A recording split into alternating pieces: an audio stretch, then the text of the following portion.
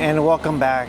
Today we're doing another port off of the cruise, and this is in Taiwan, Taipei. If you guys are brand new to the channel, consider subscribing. Try to get you guys here all the latest and greatest.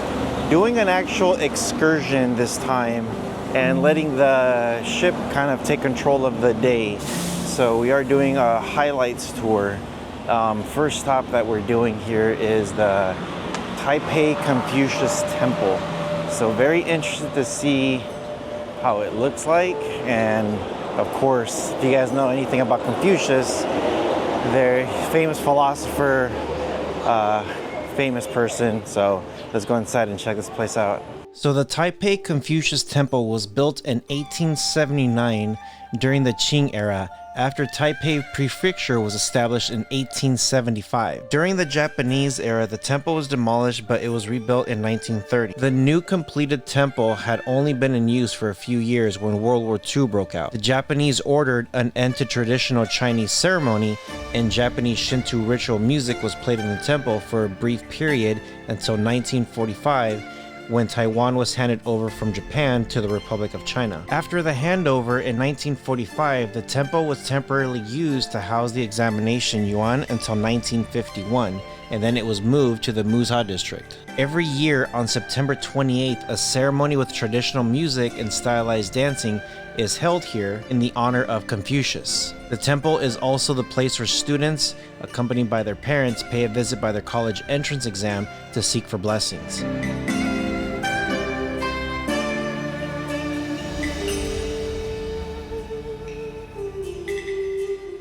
Alright, so heading over to the Dalongdong Baoan Temple. It says here it was lauded in 1831, temple with a storied past.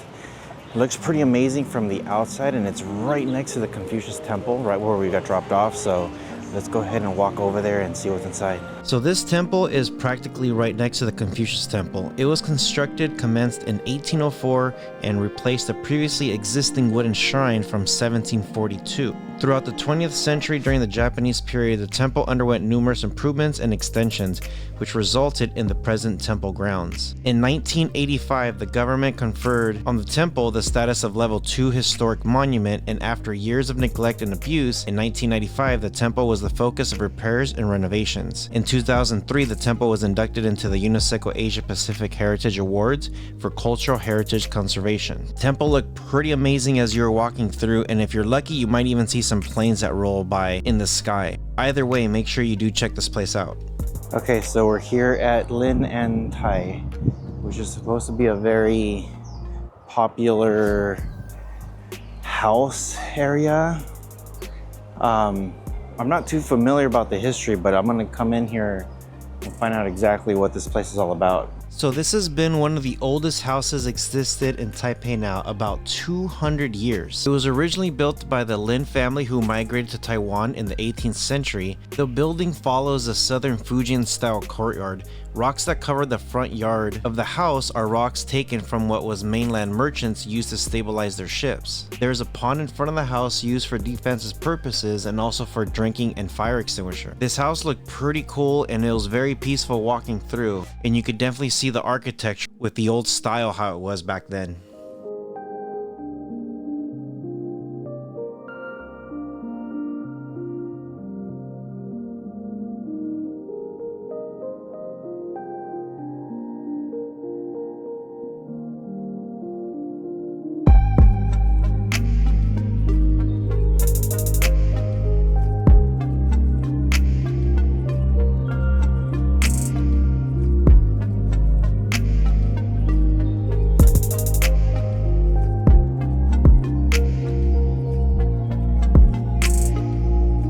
Okay, here at the Chiang Kai-shek, probably saying that wrong, I'm sorry.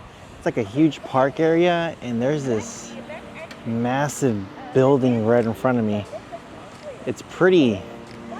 It's actually really, really cool. So the hall and square became the hub of events in the 1980s and early 1990s that ushered Taiwan into its era of modern democracy. Of the many pro-democracy demonstrations that took place at the square, the most influential were the Wild Lily student movement's rallies of the 1990s. Now, if you're not sure what that is, that was a movement or march of students that was a 6-day event. Students were demonstrating in 1990s for democracy. If you just look up Wild Lily student movement, you would see a lot of people here just packed in, protesting and marching for reform. The Wild Lily demonstrators sought direct elections of Taiwan's president and vice president and new popular elections for all representatives in the National Assembly. Now, aside from that, just walking around, of course, you'll see all the national flags, you'll see the giant Buddha, and they even do a military demonstration of passing of the guard. And just watching the event was pretty cool. Now, right after this, we did walk over to one of the stores, which was the Tsurugawa Shopping. It was pretty neat because they had a lot of pastries, little souvenirs, shirts, jewelry, like tons of stuff. So just make sure you take your time while you're walking around. And the final stop of this was Taipei 101. This was a pretty cool area. You see the giant building, you see the rainbow, everything's like all inclusive here, and the government's trying to be really open about things. Make sure you have your cameras ready because you'll see a lot of picturesque areas here. And that is it with Taipei Taiwan. This stop was actually pretty cool. Gives you like that Chinese feel, but definitely different, much different from any city that I've been to in China. But just coming here to Taiwan just gives you like just a much different atmosphere, culture, like just a lot of different stuff here. So let me know what you guys think if you guys have ever been here to Taiwan, if there's anything that I should do. I know there's so much more. Don't have like a couple days to really like dig in here and explore, but some pretty cool stuff. Let me know what you guys think. With all that being said, you guys take care of each other. See you guys in the next one.